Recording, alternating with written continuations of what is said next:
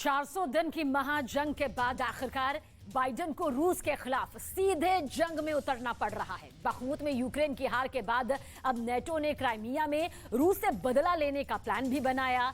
NATO ने इसके लिए रोमानिया से जंग की तैयारियां भी शुरू कर दी हैं।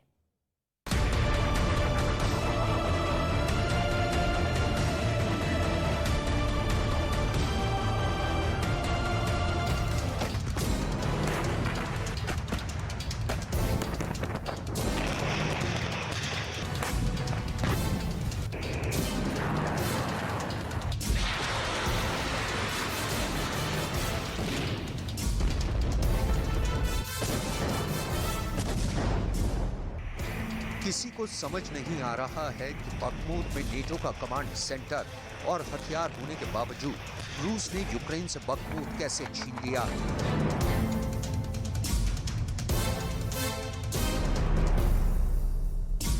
देखिए वैगनर के लड़ाके और उनका चीफ बखमुत में कैसे जीत का जश्न मनाते हुए रूसी झंडा फहरा रहे हैं। किसी को समझ नहीं आ रहा है कि रूस की सेना ने बखमुत में यूक्रेन की स्पेशल फोर्स के चीथड़े कैसे उड़ा दिए हैं।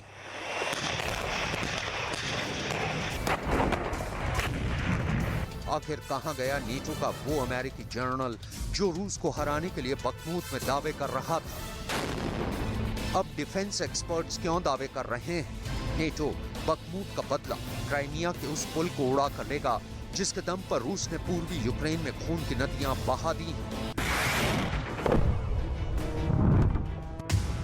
बखमुत का बदला लेगा नेटो।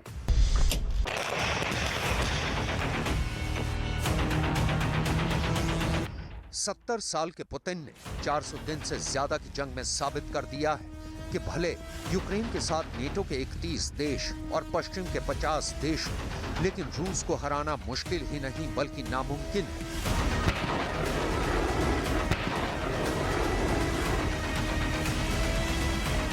45 साल के राष्ट्रपति ज़ेलेंस्की 80 साल के राष्ट्रपति बाइडेन को जंग का बहुत बड़ा तुर्रम खान समझ रहे थे, लेकिन देखिए 400 दिन से ज्यादा की जंग में रूस ने सोलेदार के बाद बखमुत पर कब्जा करने का दावा कर लिया।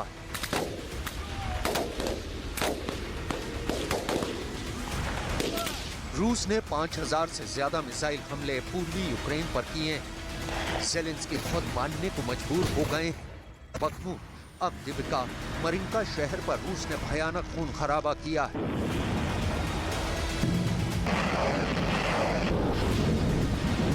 डिफेंस एक्सपर्ट्स का मानना है कि रूस ने पूर्वी यूक्रेन के 18% इलाके पर कब्जा कर लिया है, जो 1 लाख वर्ग किलोमीटर से ज्यादा बड़ा इलाका है। लेकिन हैरानी की बात तो यह है कि नेटो और पश्चिमी देश ज़ेलेंस्की से बार बार बयान दिलवा सोलेदार और बखमुत पर रूस की जबरदस्त पकड़ है।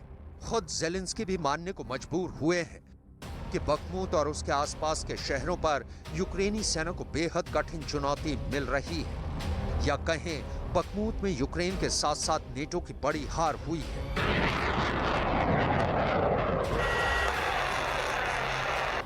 बखमुत में नेटो की सबसे बड़ी हार।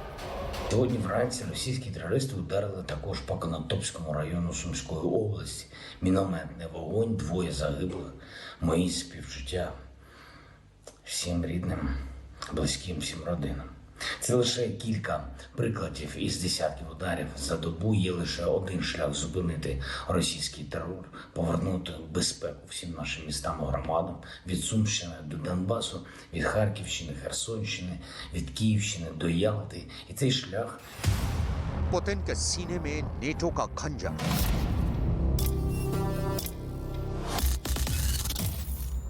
पश्चिमी देशों के दावों के मुताबिक जंग में रूस के 2 लाख से ज्यादा सैनिक मारे जा चुके हैं। कुछ दावों के मुताबिक रूस के 5000 से ज्यादा टैंक तबाह हो चुके हैं, लेकिन उसके बावजूद रूस हारने की बजाय जीत रहा है।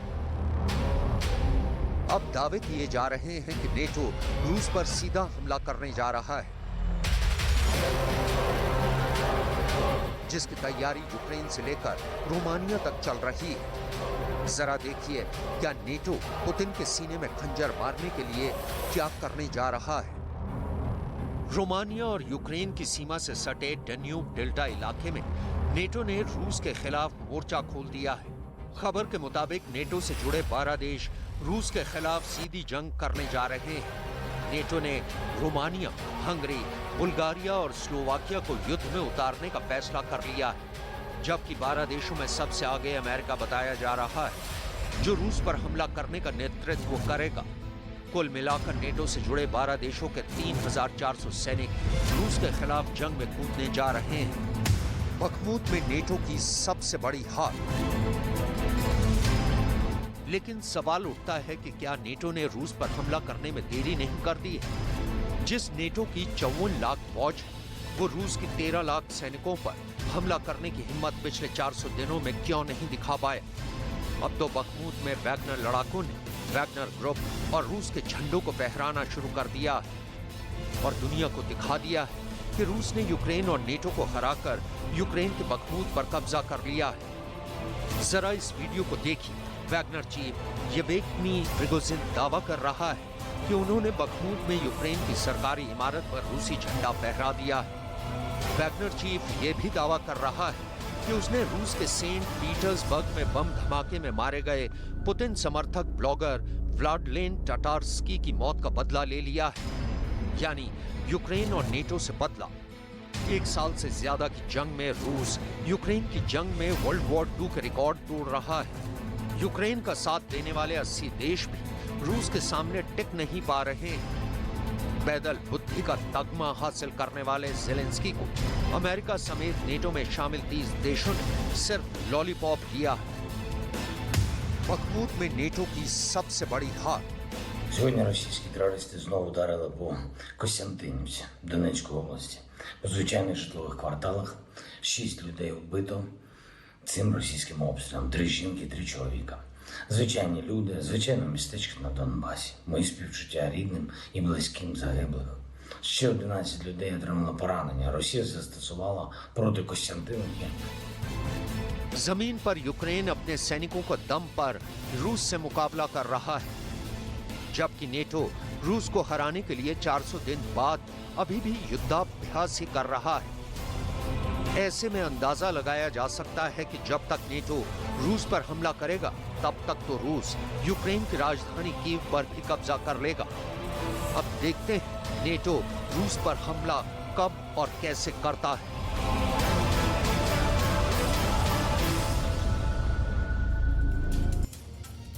इजरायल से इस वक्त बहुत भी खतरनाक खबर सामने आई है। ईरान का एक ड्रोन इजरायल में घुस गया और उसके बाद युद्ध का ऐसा खतरा बढ़ गया कि अमेरिका को अपने फाइटर जेट तैनात